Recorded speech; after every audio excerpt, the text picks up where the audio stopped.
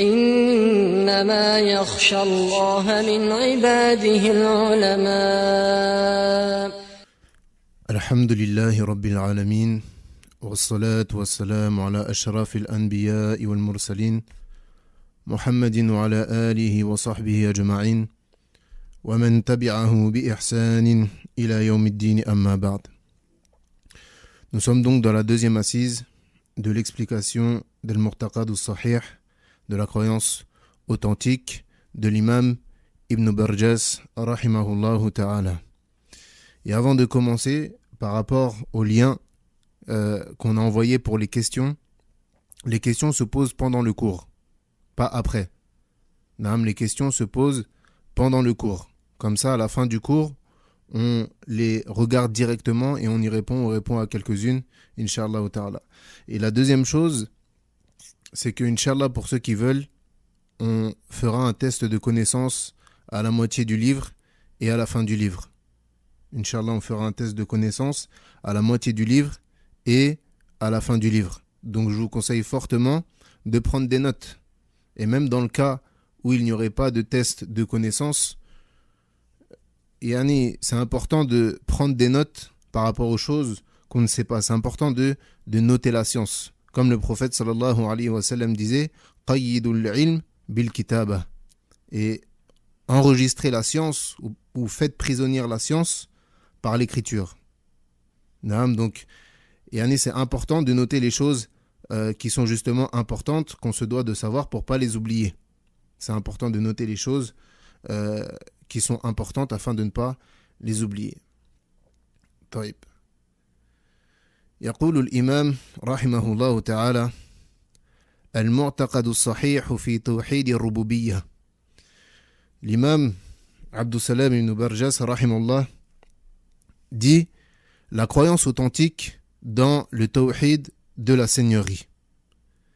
La croyance authentique concernant le tawhid dans la seigneurie. Et avant même de définir ce qu'est le tawhid dans la seigneurie, il est important de parler du tawhid de manière générale. Qu'est-ce que ça veut dire le tawhid? Le tawhid, ça vient du verbe wahada, yuwahidu, wahid, tawhid. Ça vient du verbe unifier. Le fait de rendre une chose unique. Ça, c'est le sens dans la langue arabe, le fait de rendre une chose unique. Concernant le sens religieux, les ulama le définissent le tawhid comme étant ifradullah bima yakhtassu bihi. Ils définissent le tawhid comme étant l'unicité d'Allah subhanahu wa ta'ala dans ce qui lui est propre. Yani dans sa seigneurie, dans ses noms et dans ses attributs, ainsi que dans son adoration. Et ici, il y a une erreur que beaucoup font, c'est qu'ils disent le tawhid, c'est le fait d'unifier Allah. Le tawhid, c'est le fait d'unifier Allah. Mais en réalité, c'est pas comme ça qu'on va traduire le tawhid. On va pas dire unifier Allah Azza wa Jal, mais plutôt on va dire reconnaître l'unicité. Pourquoi? Parce que lorsque tu dis que j'unifie ou bien que tu unifies Allah subhanahu wa ta'ala, c'est comme si c'est toi qui le rendais unique. Et ala kulli hal, Allah subhanahu wa ta'ala, que tu reconnaisses son unicité ou non, il est unique. C'est comme lorsque en arabe, مثلا, tu dis kazzaba fulan. Kazzaba fulan. C'est le fait de rendre une personne menteuse. Mais c'est pas toi qui fais que cette personne-là est menteuse, mais plutôt tu reconnais que cette personne-là, ou bien tu la déclares comme étant une personne qui ment. Et bien pour Allah subhanahu wa ta'ala, c'est pareil. On dit pas on unifie Allah subhanahu wa ta'ala puisqu'il est déjà unique. C'est pas nous qui l'unifions, mais plutôt on reconnaît l'unicité d'Allah subhanahu wa ta'ala, ou bien on proclame son unicité. Donc le tawhid de manière générale, ce qu'on appelle tawhid, c'est le fait de déclarer, ou bien de reconnaître, ou bien de proclamer l'unicité d'Allah subhanahu wa ta'ala dans ce qui lui est propre, c'est-à-dire dans sa seigneurie, dans ses noms et dans ses attributs, ainsi que dans son adoration. Et comme on le sait, le tawhid est la raison pour laquelle ont été envoyés les prophètes et les messagers. C'est la raison pour laquelle les livres ont été descendus et la raison pour laquelle nous-mêmes avons été créés. C'est la raison pour laquelle nous-mêmes avons été créés. C'est également la raison pour laquelle le paradis et l'enfer ont été créés. et c'est la première obligation que toute personne se doit de concrétiser s'il souhaite pouvoir demeurer dans les jardins des délices et le paradis, car le tawhid c'est la clé du paradis. Donc ça c'était en ce qui concernait le tawhid de manière générale. Du coup, on revient à la parole de l'imam rahimahullah ta'ala. Il dit al-mu'taqad as-sahih fi tawhid ar-rububiyyah.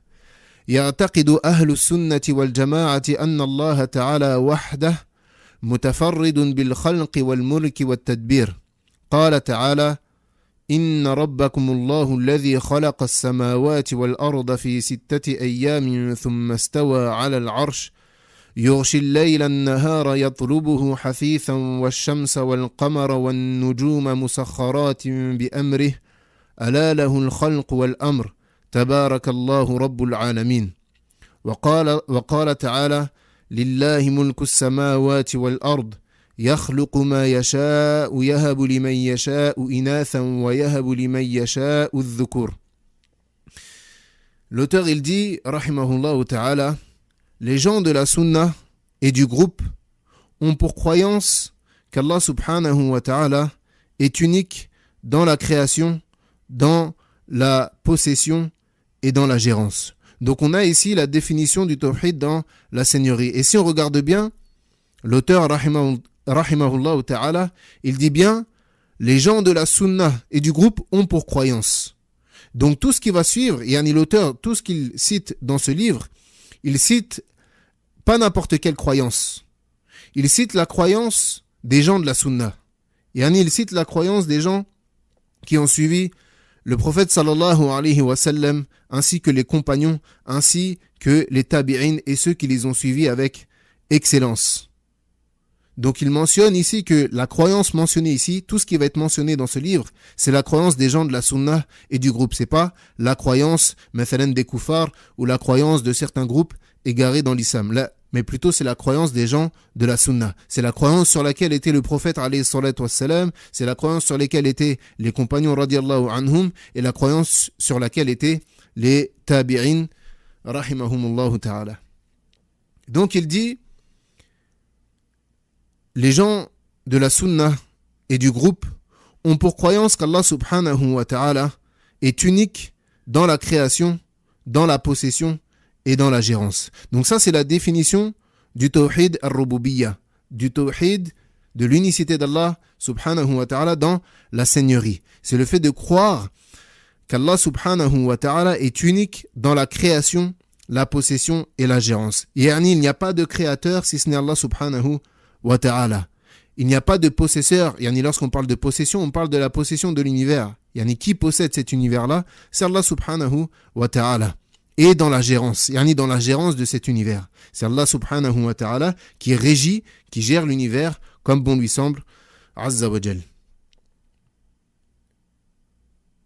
Et la preuve de cela, c'est la parole d'Allah subhanahu wa ta'ala lorsqu'il dit: votre Seigneur c'est Allah, qui a créé les cieux et la terre en 6 jours, puis s'est établi, istiwa, sur le trône. Il recouvre le jour de la nuit qui poursuit celui-ci sans arrêt. Il a créé le soleil, la lune et les étoiles soumis à son commandement. La création et le commandement n'appartiennent qu'à lui. Toute gloire à Allah, Seigneur de l'univers. Ici, dans ce verset, on a la preuve de ce que l'auteur rahimahullah a avancé, à savoir qu'Allah azza wa jal, c'est lui le créateur.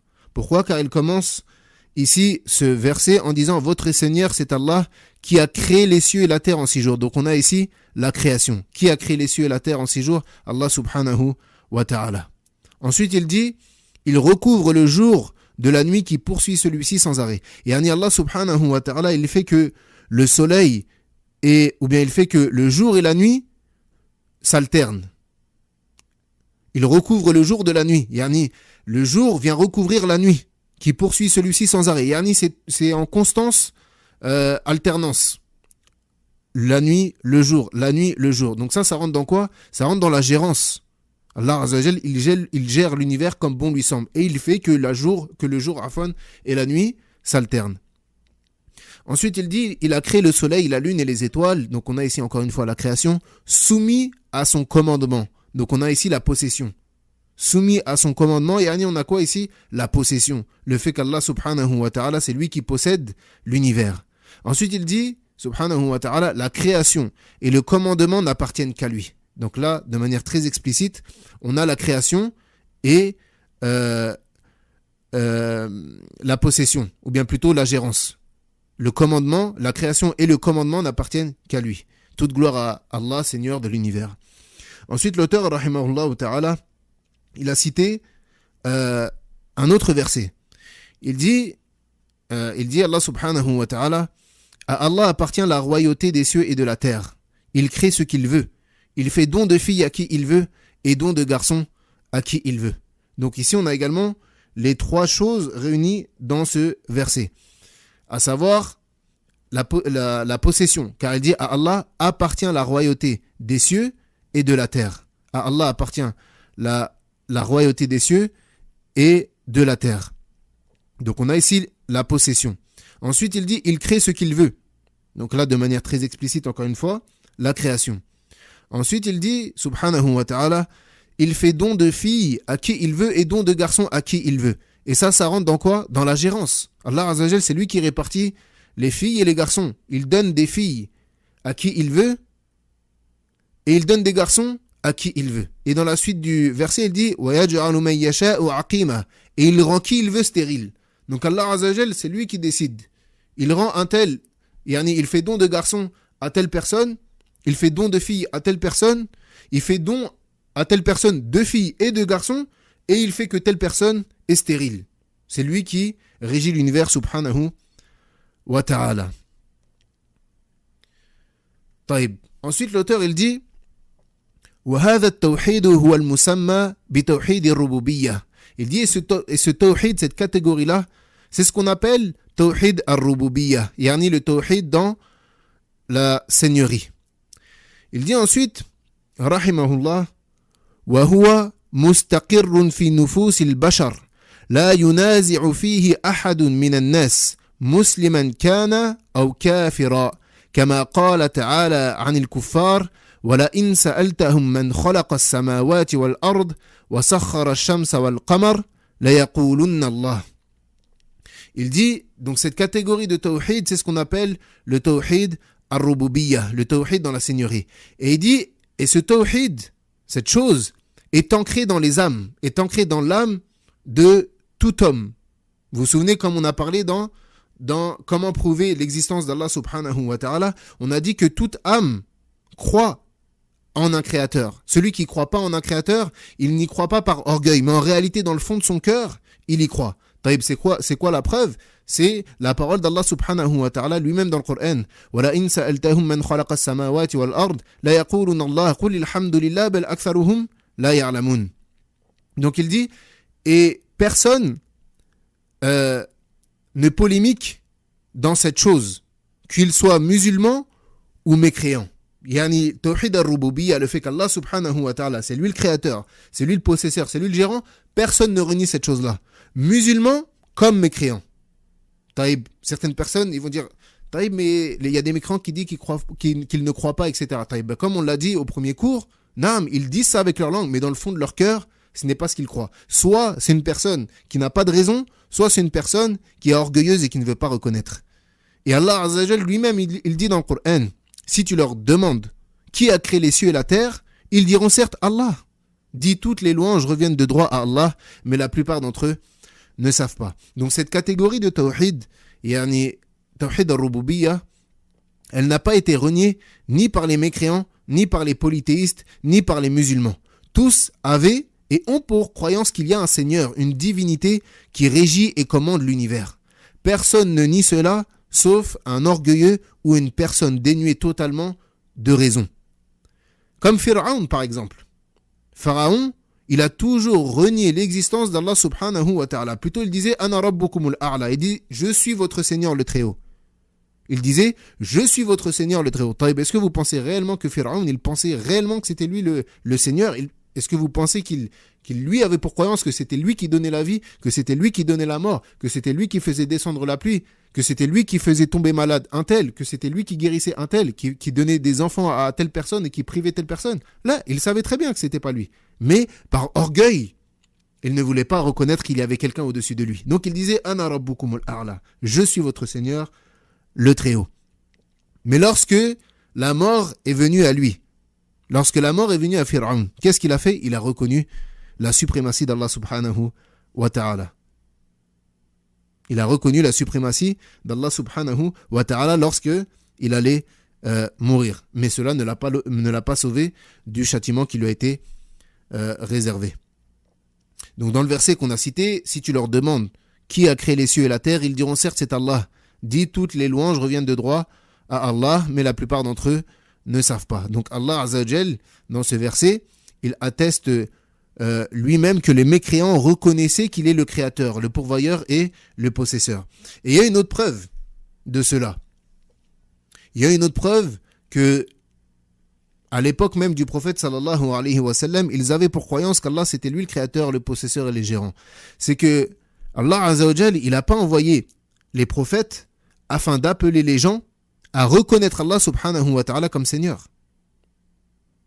Allah Azza wa Jal, il n'a pas envoyé les prophètes et les messagers pour dire aux gens croyez qu'Allah Azza wa Jal c'est lui le créateur, le possesseur. Là, mais plutôt ils ont été envoyés afin que ce messager les appelle à quoi? À l'adoration d'Allah subhanahu wa ta'ala seul, sans associé. Comme c'est venu dans le verset وَلَقَدْ بَعَثْنَا فِي كُلِّ أُمَّةٍ رَسُولًا أَنِ يَعْبُدُوا اللَّهَ وَاجْتَنِبُوا الطَّاغُوتَ. Et on a envoyé dans chaque communauté un messager. Taïb, pourquoi faire? Pour leur dire adorez Allah et écartez-vous du taghut, yani de tout ce qui est adoré en dehors d'Allah subhanahu wa ta'ala. Ensuite, l'auteur il dit rahimahullah ta'ala وإنما قرر الله تعالى هذا التوحيد لإثباته وتأكيده وللاستدلال به على وجوب التوحيد في الألوهية إذ أن توحيد الربوبية يستلزم ألا يعبد إلا الله. قال تعالى يا أيها الناس اعبدوا ربكم الذي خلقكم والذين من قبلكم لعلكم تتقون. وقال ذلكم الله ربكم له الملك لا إله إلا هو فأنا تصرفون.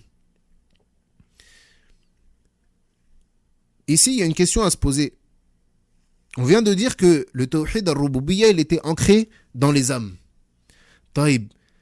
Dans ce cas-là, pourquoi est-ce qu'Allah subhanahu wa ta'ala, il mentionne et répète dans de nombreux endroits et dans de nombreux versets du Coran qu'Allah Azza wa Jal, c'est lui le créateur? Si c'est quelque chose qui est déjà su par tout le monde, si c'est quelque chose qui est déjà ancré dans les âmes, pourquoi est-ce qu'Allah Azza wa Jal, il le répète à maintes reprises et à maintes reprises? Taïb.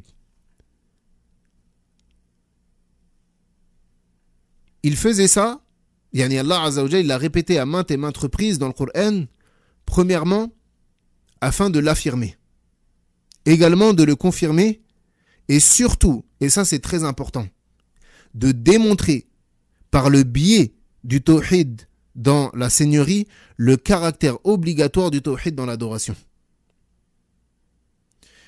Par le tawhid al-rububiyya, par le tawhid de la seigneurie, Allah Azza wa Jal, il veut démontrer l'obligation de l'adorer lui seul sans associé.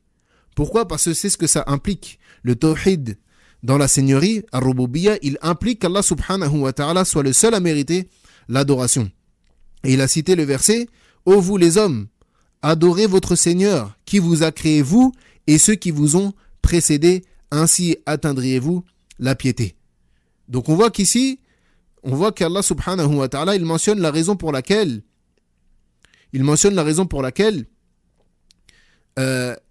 yani pourquoi le tawhid, ou bien c'est quoi le lien entre tawhid al-rububiyya et tawhid al-uluhiyya.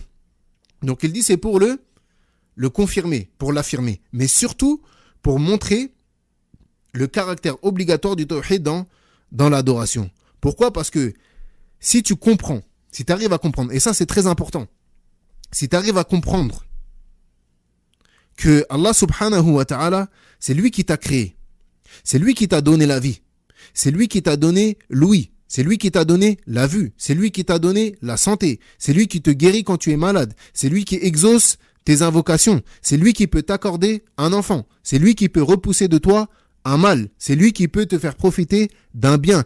Et qu'il est le seul à pouvoir faire cela, subhanahu wa ta'ala. Car ce sont des actes qui appartiennent à sa seigneurie. Personne, si ce n'est Allah subhanahu wa ta'ala, ne peut faire cela. Personne, si ce n'est Allah subhanahu wa ta'ala, ne peut te faire avoir un enfant. Personne, si ce n'est Allah subhanahu wa ta'ala, ne peut te guérir, etc. Et rien ne se passe dans l'univers si ce n'est par la volonté d'Allah subhanahu wa ta'ala.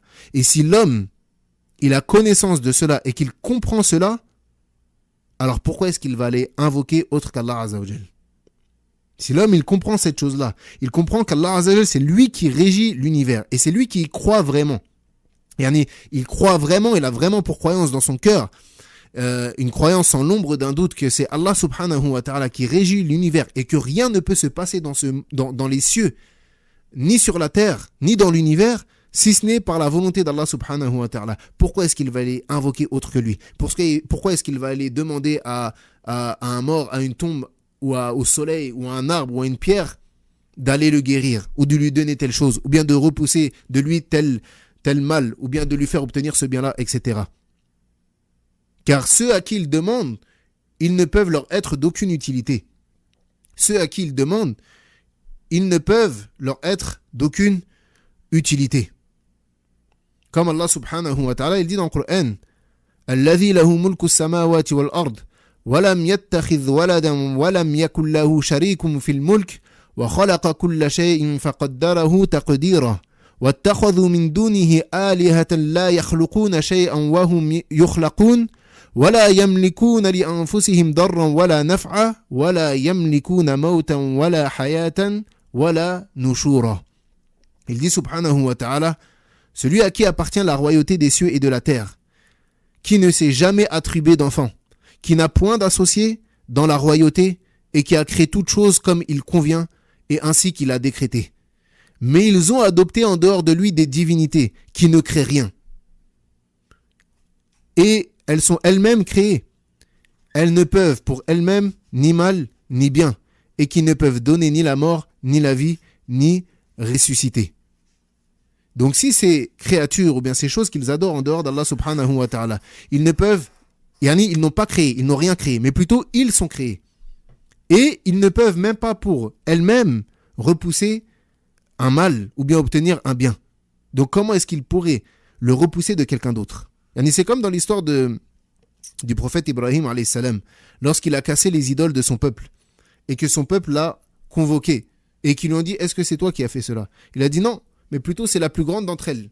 C'est la plus grande des idoles qui a cassé les autres. Pourquoi est-ce qu'il leur a dit ça? Il leur a dit ça pour les faire réfléchir. Vous adorez des idoles, vous demandez protection à des idoles qui ne peuvent même pas se protéger elles-mêmes.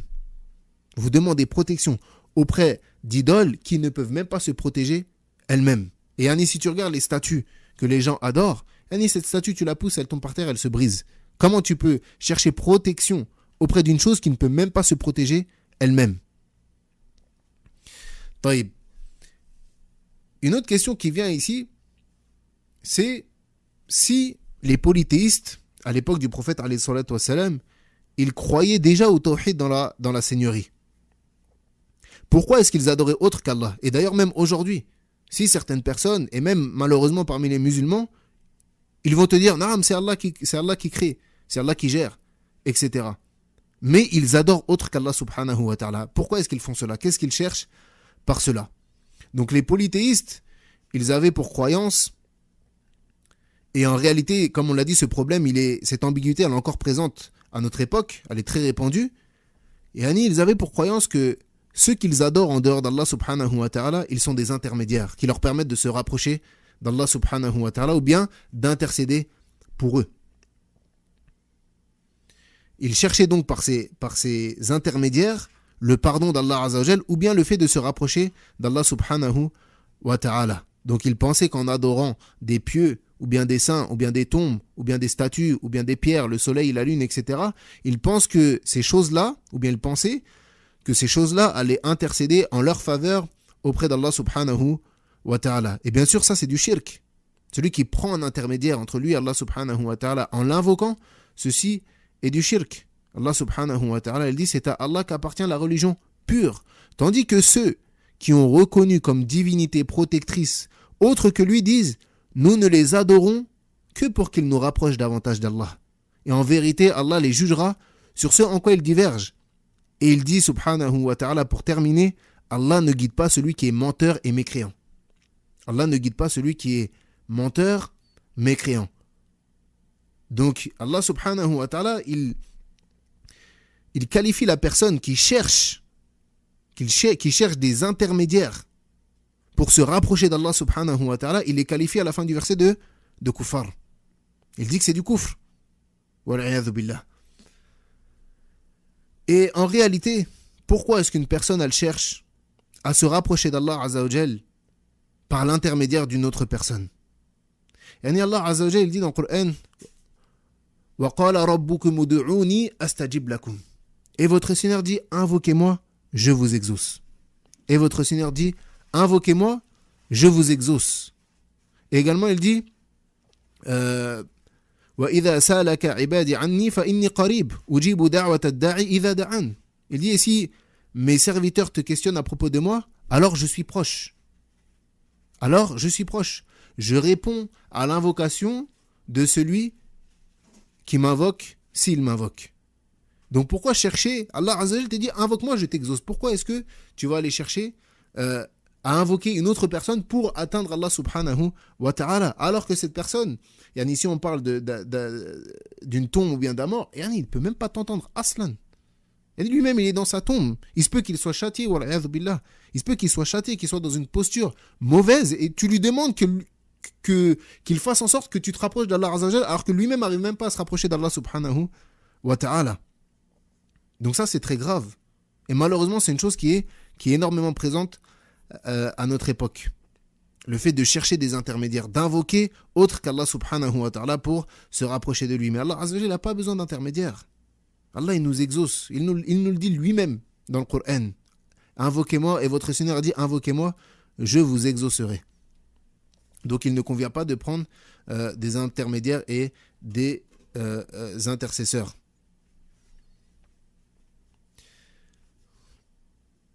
ثم يقول الإمام رحمه الله تعالى وبين الله تعالى بطلان الشرك في الربوبية وأنه لو كان ذلك لفسدت السماوات والأرض وهذا مدرك أيضا ببداهة العقول قال تعالى ما اتخذ الله من ولد وما كان معه من إله إذا لذهب كل إله بما خلق ولعلى بعضهم على بعض Subhanallah amma yasifun. Il dit, et en vérité, le shirk dans la seigneurie, yani celui qui croit qu'il y a plusieurs seigneurs, c'est quelque chose que toute âme douée de raison, il ne peut pas accepter, en réalité. Yani celui qui pense que, et même d'ailleurs celui qui prend des intercesseurs entre lui et Allah subhanahu wa ta'ala, en pensant que ces intercesseurs, ils ont une volonté en dehors d'Allah subhanahu wa ta'ala, alors même par la raison, on peut les réfuter. Pourquoi? Parce que tout simplement, s'il y avait deux créateurs, ou bien deux commandeurs, ou bien deux commandants dans l'univers, ou plus que cela, qu'est-ce qui va se passer? Il va apparaître le désordre sur les cieux et sur la terre. Parce que tout simplement, Mathalan, si une parmi les divinités, elle voulait faire tomber la pluie en France. Une parmi les divinités, elle veut faire tomber la pluie en France. L'autre divinité, elle ne veut pas la faire tomber. Une des divinités, elle veut faire tomber la pluie en France. L'autre, elle ne veut pas. Qu'est-ce qui va se passer? Le désordre. Il y a deux solutions. Soit la pluie, elle va tomber, ou soit la pluie, elle ne va pas tomber. Donc, dans ce cas-là, ça voudrait dire qu'il y aurait une divinité qui serait au-dessus, ou bien supérieure à une autre. Et ça n'a aucun sens. Puisque la divinité, le Seigneur en lui-même, c'est celui qui est au-dessus. Il n'y a personne au-dessus de lui. Donc, comment est-ce qu'il pourrait être un Seigneur, mais qu'il ait quelqu'un au-dessus de lui qui le contraint à faire quelque chose qu'il ne veut pas faire? C'est pas possible. Donc, de cette manière-là, et on peut démontrer facilement par la raison qu'il Il n'y a pas d'autre créateur avec Allah subhanahu wa ta'ala et il n'y a pas d'autre régisseur. Personne ne peut vouloir une chose dans l'univers d'Allah subhanahu wa ta'ala sans qu'Allah azza l'ait voulu au préalable. Rien ne peut se passer dans le royaume d'Allah subhanahu wa ta'ala si ce n'est par sa volonté. Si ce n'est par sa volonté. Parce que c'est ça le sens même du terme Rabb. Wa Rabb huwa al-ma'boud. Pour refaire le lien, le Seigneur c'est lui qui est adoré. Et donc il dit dans le verset, il dit Allah ne s'est point attribué d'enfant et il n'existe point de divinité avec lui, sinon chaque divinité s'en irait avec ce qu'elle a créé. Et certaines seraient supérieures aux autres, qu'Allah soit exempt de tout ce par quoi ils le décrivent. Donc Allah Azza wa Jalla, il réfute lui-même cette chose-là dans le Coran. Il dit Allah ne s'est point attribué d'enfant et il n'existe point de divinité avec lui. Sinon, chaque divinité s'en irait avec ce qu'elle a créé. Et ça, également, on ne l'a pas cité, mais c'est logique aussi. Ça voudrait dire que chaque créateur, il voudrait gérer sa création. C'est normal. Admettons qu'ils aient créé l'univers et qu'Allah Azza wa Jalla soit exempt de tout cela. Ils aient créé l'univers à plusieurs. Wal'iyadhu billah. Taïb, celui qui a créé telle partie du monde, elle voudrait gérer ce monde-là. Elle voudrait gérer ce monde-là à cette manière-là. C'est normal, c'est sa création. Et celui qui a créé telle partie, il voudrait gérer à sa manière. Ce qui est logique également. Donc tout ça, ça fait que ça ne peut pas marcher. Et si on réfléchit même dans ce bas monde, toute chose où il y a plusieurs commandants, entre guillemets, qu'est-ce qui se passe? Eh bien, il y a des divergences, il y a des problématiques, etc. Et ça, c'est logique. Yani, pourquoi dans un pays, il n'y a qu'un seul gouverneur? De base. Parce que si il y a un gouverneur qui veut cela, et l'autre il veut pas, et lui il veut ci, et lui il veut ça, qu'est-ce qui va se passer? Des problématiques. Alors que s'il y a une seule personne sous laquelle on se réunit, même si on n'est pas d'accord, et l'autorité c'est lui qui l'a, donc il va faire comme il veut. Et si on regarde bien, la société musulmane, elle est régie de cette manière-là. Et si on prend l'exemple d'un bateau, ça serait la même chose. Admettons que sur un bateau, il y a deux commandants. Maintenant, on a le choix, soit on prend le chemin de droite, soit on prend le chemin de gauche. Comment on fait? Et il y a un commandant, il veut aller à droite, l'autre il veut aller à gauche. Comment est-ce qu'on fait? C'est problématique. Donc même la société, elle est régie comme ça. Allah Azza wa Jal, c'est le régisseur de l'univers. Et il est seul. Le gouverneur musulman de base, c'est lui qui régit dans son pays. C'est lui qui décide de ce qui va se passer dans son pays, en termes de loi, etc., en termes de décision, de pouvoir. Même dans le foyer, c'est pareil. Si on a deux personnes qui décident, ça va poser problème parce qu'un tel il veut faire ça, l'autre il veut pas faire, mais comment on fait? Oui, mais non. Alors que le fait qu'on sait que, par exemple, même dans la société, on doit obéissance au gouverneur. Même si on n'est pas d'accord, on sait qu'on lui doit obéissance. Khalas. Même si on n'est pas d'accord, on n'a pas le choix. L'obéissance aux parents. Admettons qu'on a deux parents dans une maison et tous les enfants, maintenant tout le monde veut dire son mot. Ça devient le désordre. Ça devient le désordre. Et l'ordre, c'est le fait d'avoir quelqu'un qui décide. Et même, une chose qui démontre cette chose-là aussi, c'est que la sunna dans le voyage, c'est à partir du moment où on est trois, de désigner un émir. Quelqu'un qui va décider pour ce voyage. Ça, c'est la sunna. Même lors d'un voyage, vous êtes trois, vous désignez une personne à suivre. Vous désignez une personne. Pourquoi? Pour pas qu'il se passe des divergences. Un tel il veut, l'autre il veut pas. Moi je veux m'arrêter ici pour dormir. Non, c'est mieux qu'on continue, on s'arrête après le fajr, etc. Là, on désigne un émir qui va prendre les décisions en ce qui concerne le voyage. Et khalas, on le suit, même si on n'est pas d'accord.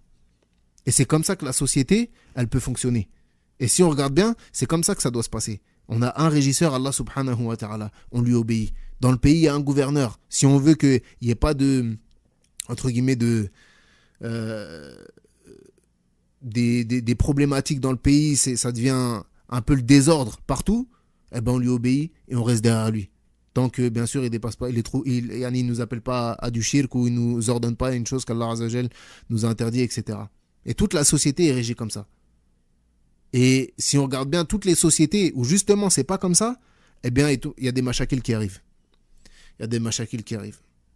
Donc, pour résumer, le tawhid dans la seigneurie, comme on l'a dit, c'est le fait de croire en l'unicité d'Allah subhanahu wa ta'ala dans sa création, dans la création afwan, dans la possession et la gérance. Également, dans les définitions, les gens de science, ils disent ifradullah bi af'ali. Ils disent que c'est le fait que Allah subhanahu wa ta'ala, il est unique dans ses actes. Le fait qu'Allah subhanahu wa ta'ala, il est unique dans ses actes. Ce qui revient à la première définition. Mais yani dans le sens où tous les actes d'Allah subhanahu wa ta'ala sont uniques. Personne ne peut faire la même chose. Yani la création, la possession, la gérance, le fait de donner la vie, le fait de donner la mort, de repousser un mal, de faire obtenir un bien, de donner des enfants, etc. Tout ça, c'est Allah subhanahu wa ta'ala qui peut le faire. Et personne d'autre ne peut le faire si ce n'est lui. Pour résumer, le tawhid al-rububiyya, c'est le fait de croire en l'unicité d'Allah subhanahu wa ta'ala dans la création, dans la gérance et dans la possession. Donc c'est le fait d'avoir pour croyance qu'Allah Azza wa Jal, c'est le seul Seigneur, le seul créateur, le seul possesseur et le seul gérant. Non, mais celui qui attribue une de ces caractéristiques-là à autre qu'Allah subhanahu wa ta'ala, alors il aura commis un acte de mécréance et un acte de polythéisme. Wal'iyadhu billah. ونكتفي بهذا القدر والله أعلم وصلى الله على نبينا محمد وعلى آله وصحبه أجمعين سبحانك اللهم وبحمدك أشهد أن لا إله إلا أنت أستغفرك وأتوب إليك